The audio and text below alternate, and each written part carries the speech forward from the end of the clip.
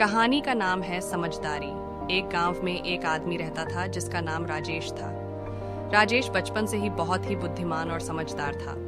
उसकी सोच हमेशा अन्य लोगों से अलग थी। जब वह स्कूल जाता था तो उसके दोस्त उसे हंसते रहते थे, क्योंकि उसके पास हमेशा अनोखे सवाल थे और वह अच्छे से पढ़कर नहीं बल्कि समझकर पढ़ता था।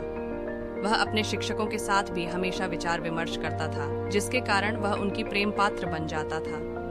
जब वह बड़ा हुआ तो उसने अपने गांव के लिए कई सुधार करने का सोचा। उसने बिजली, पानी और शिक्षा के क्षेत्र में कई योजनाएं बनाई और सफलता प्राप्त की। एक दिन एक बड़ी बीमा कंपनी के अधिकारी राजेश से मिलने आए। उनके पास एक बड़ा विचार था जिसके माध्यम से गांव के लोगों का भविष्य सुरक्षित किया जा सकता था।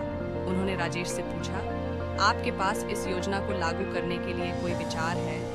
राजेश ने विचार किया और एक बहुत ही उत्तम योजना तैयार की।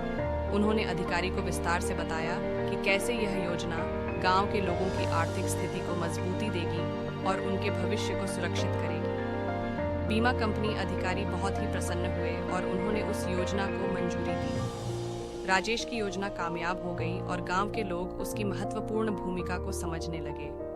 इसी तरह से राजेश ने अपनी बुद्धिमत्ता, समझ और नवाचारी सोच के साथ अपने गांव के लिए नए दिशा निर्देश प्रदान किए और उसने उन्हें एक बेहतर भविष्य की दिशा में आगे बढ़ने की सलाह दी।